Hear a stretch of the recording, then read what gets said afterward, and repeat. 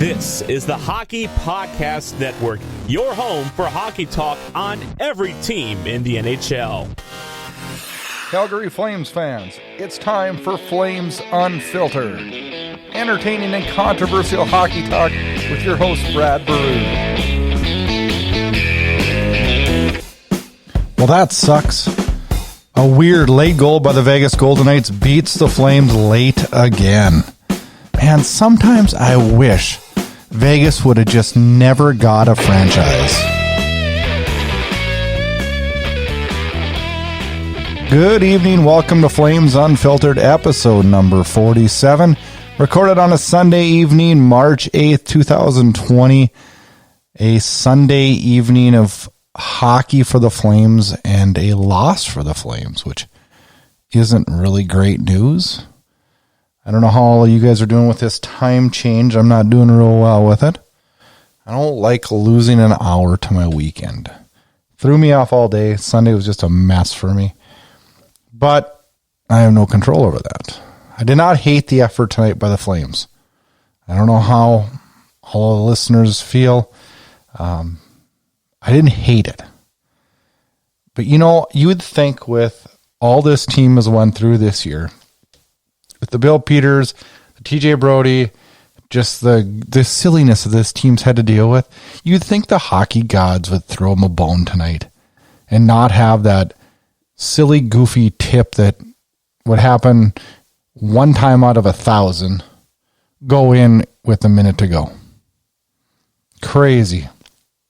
I like the effort tonight with the resilience, the Flames coming back, but damn, it's frustrating and it's sad.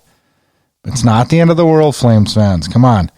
Vegas was a better team tonight. We got beat by a hockey team that is better than the Flames. Now, I'm not saying that should be okay, and then we should be happy about that, because should Vegas be better than the Flames?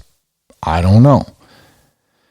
But we're not going to get points in every game down the stretch here, but we have to maximize those points and get as many as we possibly can down the stretch. You're not going to win every single game, and I'm not throwing excuses out for tonight, because but you know what, honestly, like, let's get serious. If we'd have been sitting here talking on a late Sunday evening and the Flames would have got 2 points versus Vegas tonight, I think most of my listeners would be surprised. I would have been. Now, I'm not saying that when I turned on the game tonight that I thought that it was a guaranteed loss for the Flames or anything like that. By no means do I think that. But seriously, like, it wasn't like we were playing, you know, LA tonight where it's a game we should win and lose. We're playing Vegas, probably one of the hottest teams in the National Hockey League right now. So, I don't know. We'll take it for what it is. I thought we played all right. I liked some things tonight. I didn't like some things tonight. I know one thing I don't like is the schedule right now, because now we don't play till Thursday at home against the Islanders, and I hate that time in between, even though it will help the Flames, because we're going to need a little break here. Players can rest some injuries. I know tomorrow's a day off for the Flames, and then they'll get back at it Tuesday with a couple of good solid days of practice, and this team needs that, and almost needs a break as they prepare for this stretch that's going to be a month long of playoff games. Quite honestly, that's the way it's going to be. On the episode tonight, we're going to recap the win versus Vegas on Friday evening and talk a lot about the loss to Vegas tonight, and then we'll roll into some talk on the resurgence of the first line at the most critical time of the year. And then we'll look at odds of the Flames making the playoffs, and better yet, odds of the Flames winning the Stanley Cup. Then it's time to roll through and talk some Flames news, Harvey's Doghouse, a fan question, and then we'll wrap with some news on the coronavirus and an update with that, and a look at the Western Conference playoff race, which, man oh man, on a nightly basis, goes wild every single night. The Hockey Podcast Network, which Flames Unfiltered is very proud to be a part of, has a great podcast called Ice Analytics. It's a deep dive into hockey analytics, statistical analysis, and how it affects your favorite team. Standings, trades, signings, it's all on Ice Analytics on the Hockey Podcast Network. Every team, everywhere. The Hockey Podcast Network.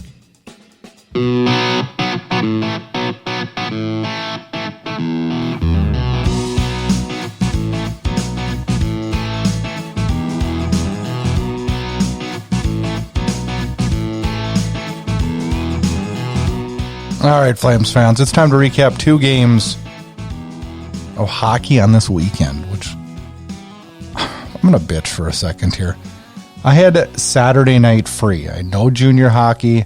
I had my wife was out of town with my girls for gymnastics, and I had a quiet night to watch Hockey Night in Canada. No interruptions.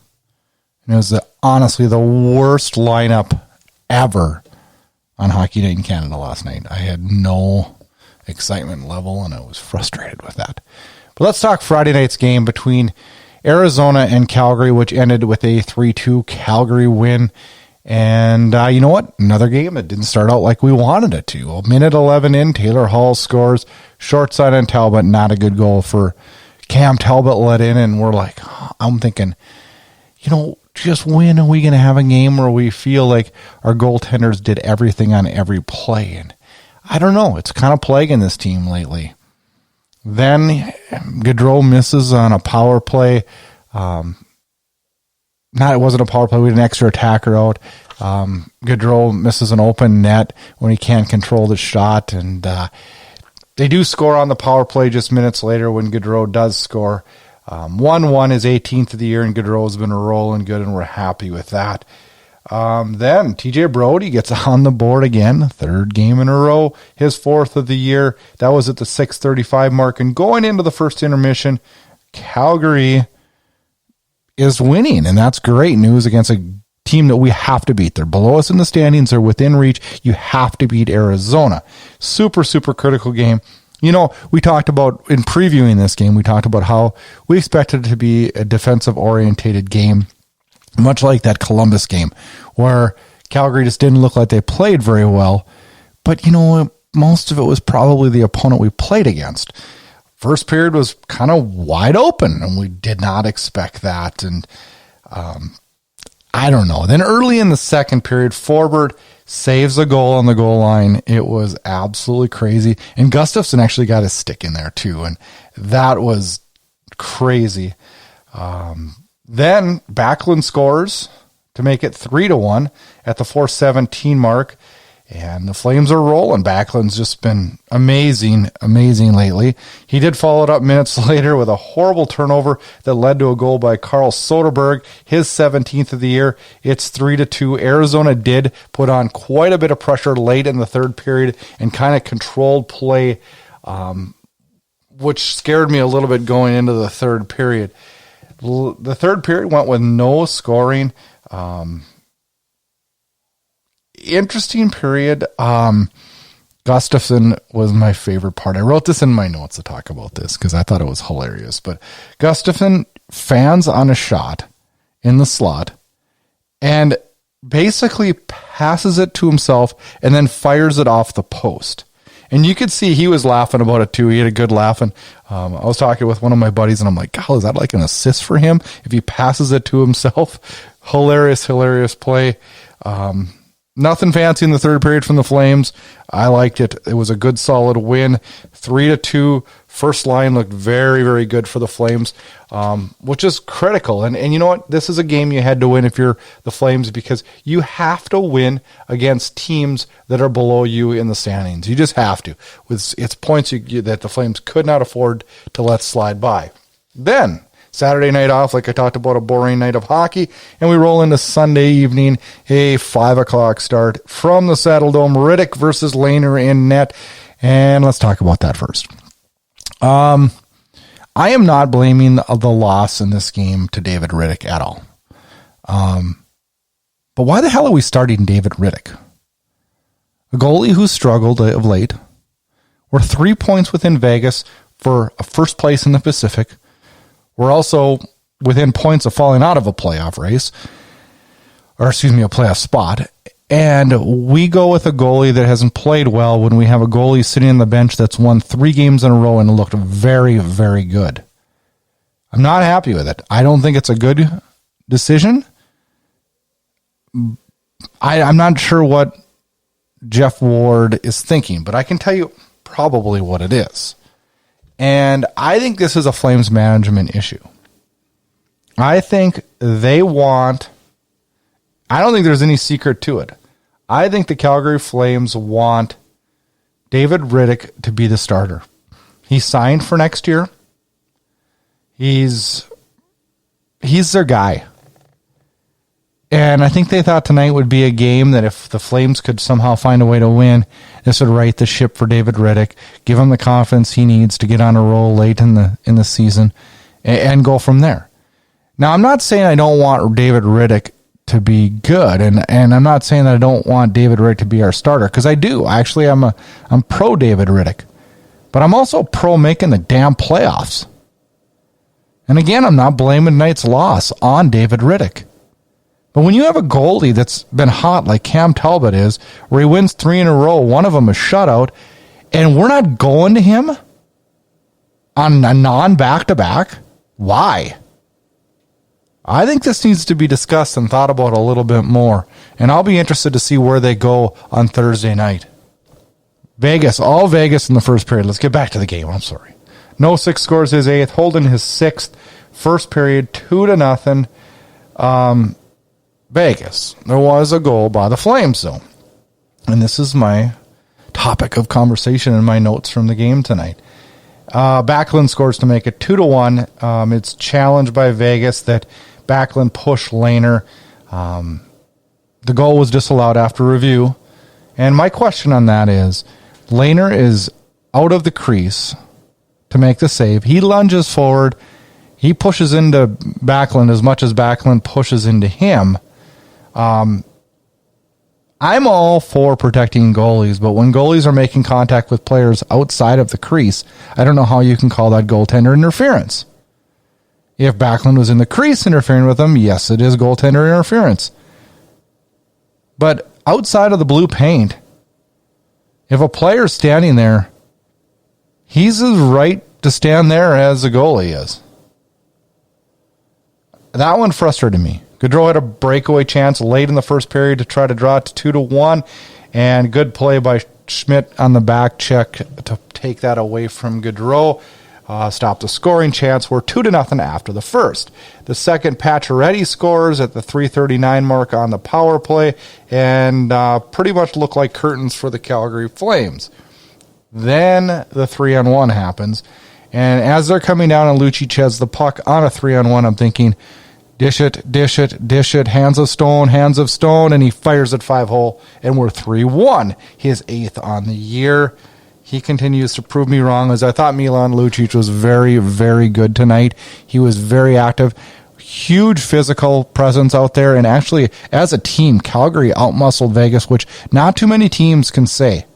But Calgary manhandled them physically tonight. They were not the better team on the ice, but physically manhandled them.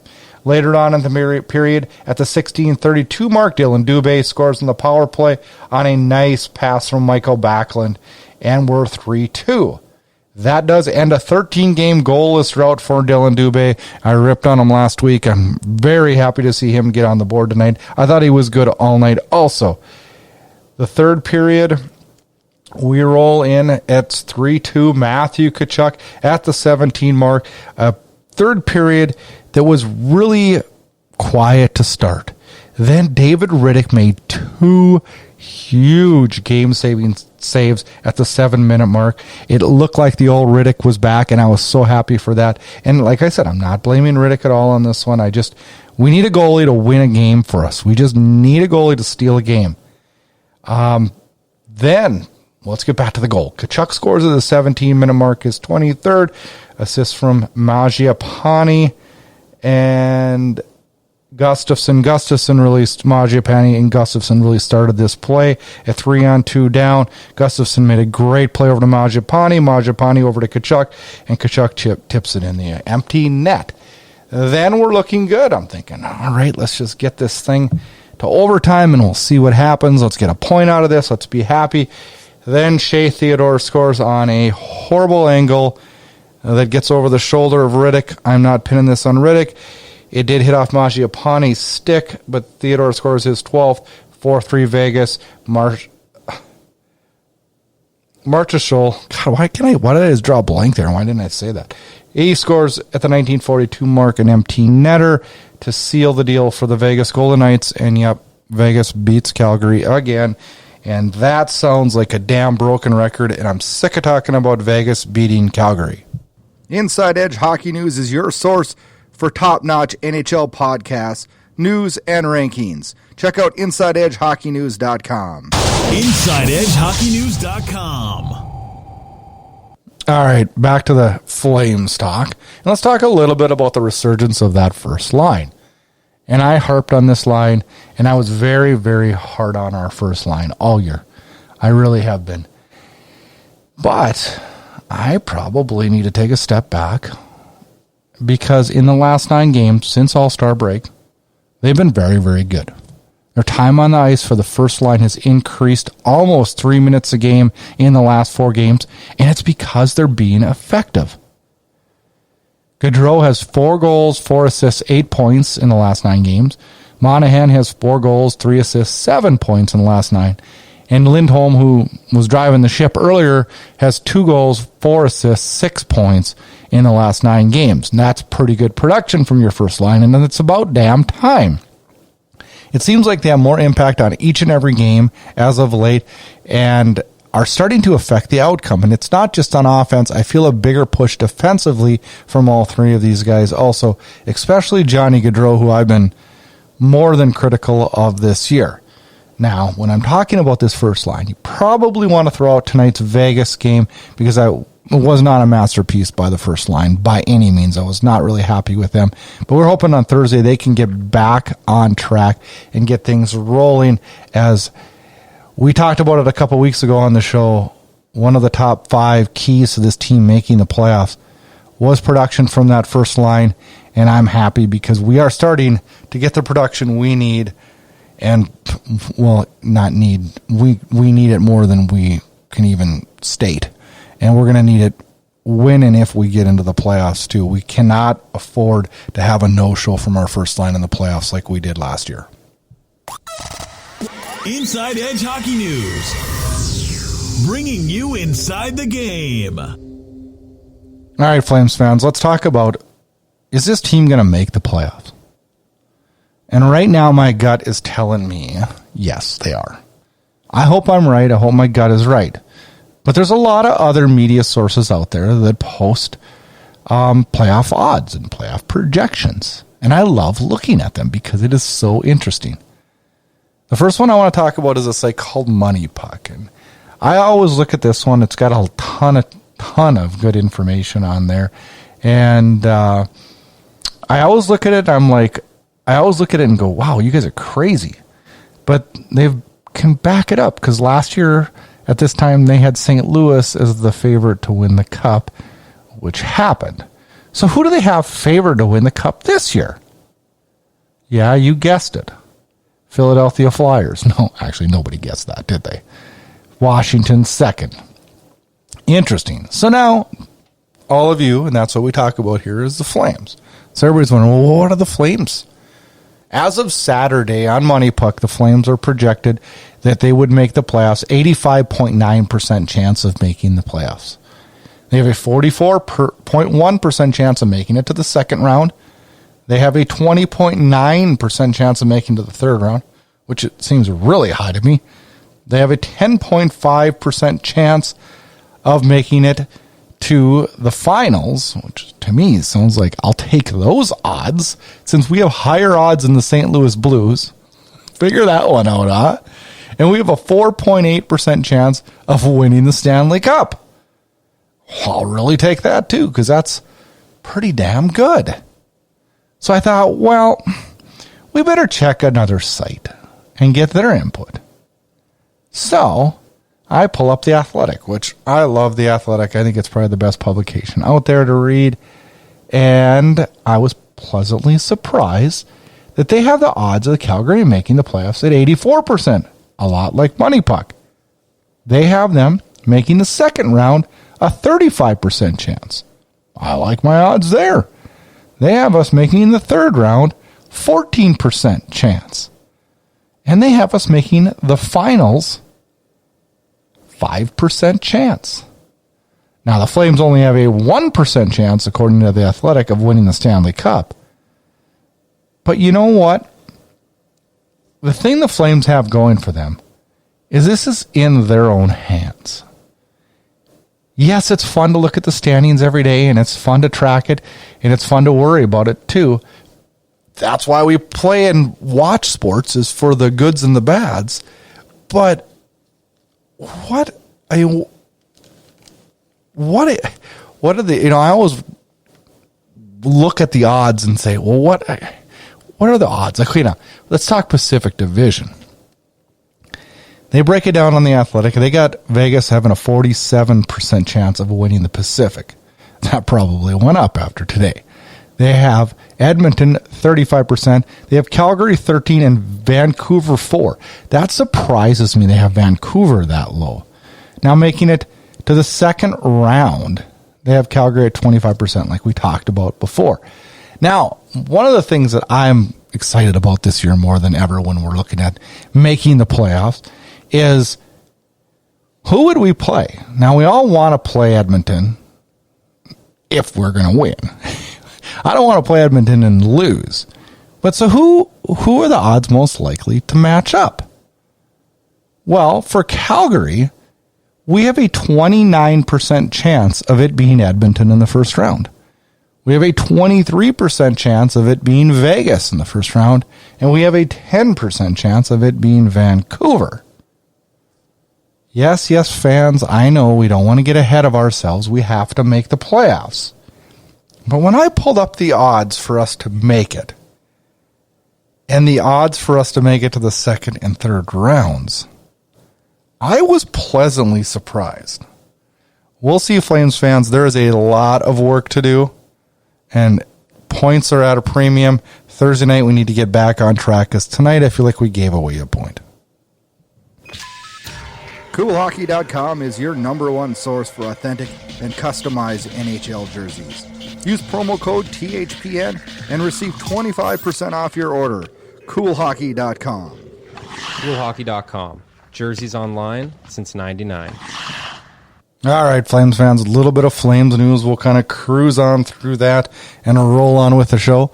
Saturday's goal for TJ Brodie was his third game in a row with a goal. That is the first time in 9 NHL seasons that he has had a 3-game goal streak. Prior to this goal in the first game, he'd went 37 games between goals. That's a long time for TJ Brodie. The Flames had the 4th best record in the NHL since American Thanksgiving. That seems hard to believe sometimes. We are 24-15-3 since that date, 57% win. That's good news. That's why the Flames are still in this race, because they did not have a good stretch early on in the season. Noah Hanifin injured in the first period tonight, Sunday night's game, with an upper body injury. He did not return. He got tangled up with a hit that Lucic put on Peary and probably took the worst of it. Looked to me like maybe concussion, but I'm only speculating. Travis Hamonic took part in his first full practice since being injured February 8th. He'd had prior skated over the last couple of days with a non-contact jersey. This was his first practice without that jersey. Jeff Ward commented that he's getting better every day, and it's not that far away. His return, he is speaking of. Talbot made his 300th career start Friday versus Arizona. Gets the win in that game, and Talbot has been very, very good as of late. Rolling into Harvey's Doghouse, we do this edition every Sunday night episode for our podcast that drops Monday morning on the Hockey Podcast Network and FlamesUnfiltered.com. Harvey's Doghouse, and I hate to do it to this guy because he's been so good all year, but I'm a little bit worried and frustrated with Derek Ryan's play as of late. He was ill a couple weeks ago, and since then just hasn't got things back on track. Just 1 assist in his last 10 games. And I know, we don't have Derek Ryan to be putting up a ton of points. But earlier in the year, he was a little bit more consistent on the point scoring. but his impact in the quiet things to me hasn't been quite as strong as it usually is. We hope Derek Ryan can get his game back and get back on track, because he is a critical guy in the Flames playoff drive. On a side note, I've been talking about the goaltending, and I've been kind of bitching about it, but we need the goalies to steal a game for this. It's been a long time. Rittich had stolen numerous early in the season, but as of late, it has been tough sledding. Cam Talbot has been very, very good. David Rittich, not so much. He hasn't won a home game since December 12th. Let that one sink in, Flames fans. Yes, December 12th. Rolling on to our fan question of the night. What team do you fear the most in the first round of the playoffs? Well, that's pretty easy, and it's not just because of tonight's game. But, well, first off, I hope we make the playoffs. Thank you for the question. But the team I fear the most is the Vegas Golden Knights. They beat us all 3 beatings this year, a goal total of 17-5. Yeah, a 6-2 loss in Vegas, followed up by a 6-0 loss in Vegas, which I remember that 6-0 was probably the worst, one of the worst games of the year, and the 6-2 wasn't much better. I was at that one live in Vegas. And tonight I thought was a much better effort, but still came out on the losing end. We have never won a game in Vegas. That would scare me, almost as much as the Anaheim one did a few years ago. They would be my biggest fear going into the playoffs. Yes, playing Edmonton would scare me.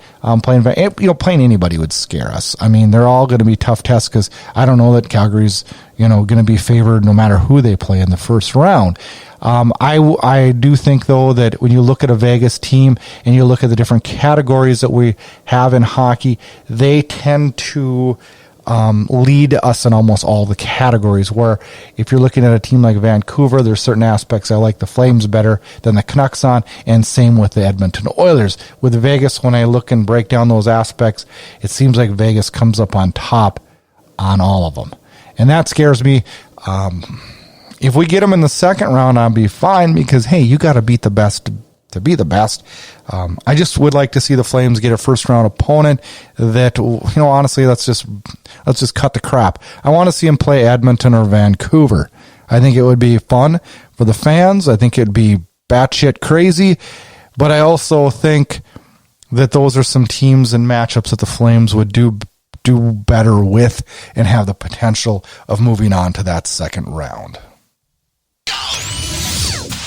Get all your Flames Unfiltered podcasts, team news, team updates, and highlights at flamesunfiltered.com.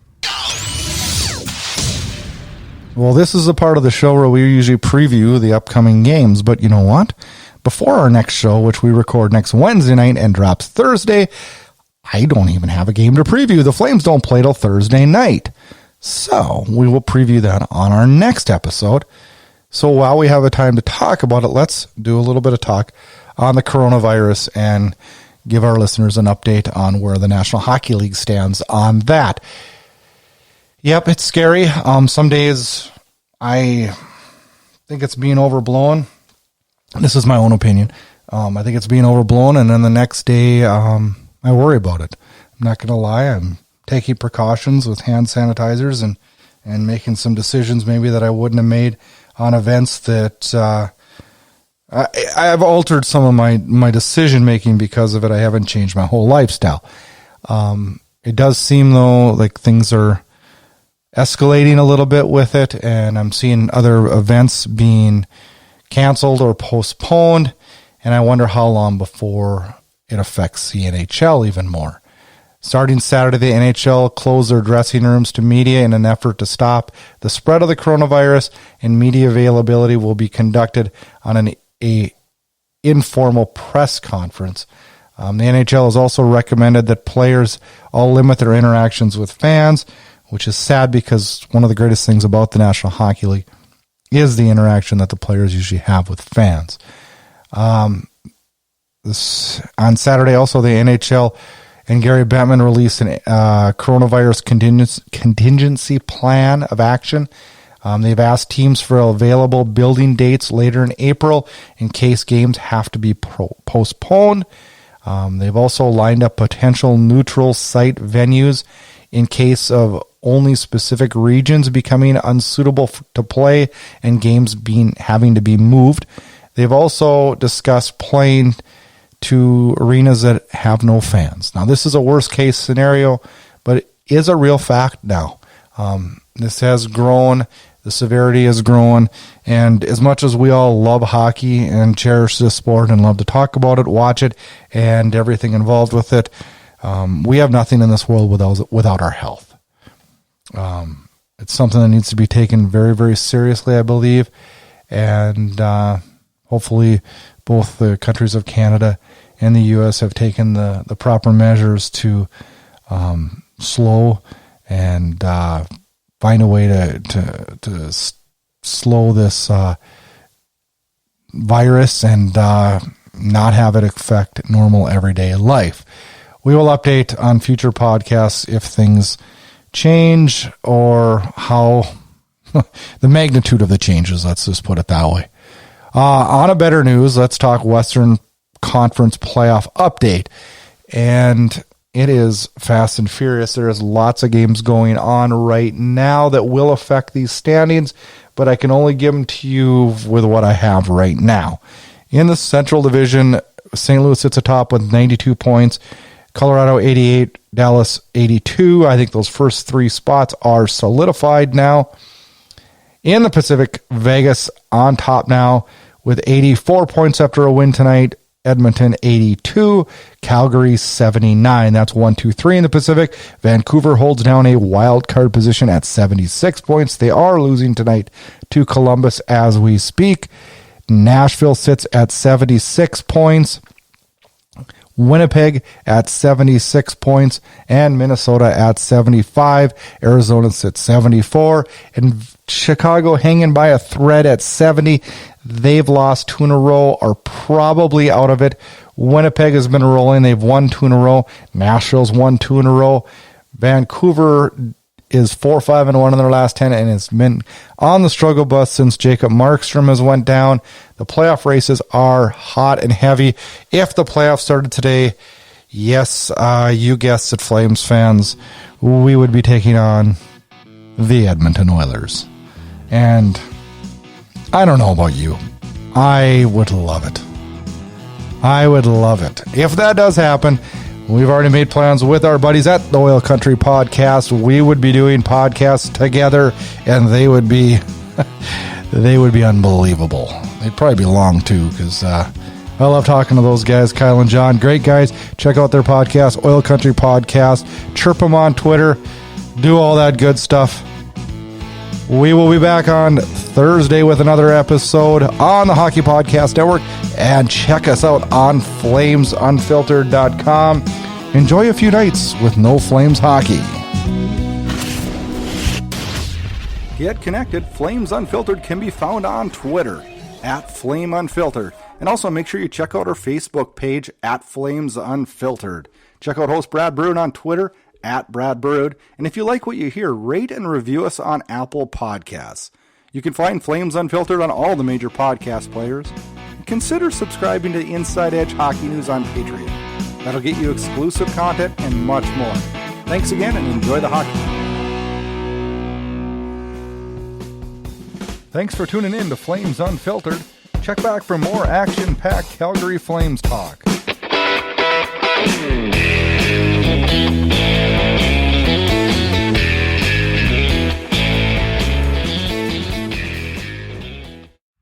You're listening to the Hockey Podcast Network on Twitter at HockeyPodNet. New episodes every Monday and Thursday. Download at thehockeypodcastnetwork.com or wherever you get your podcasts from.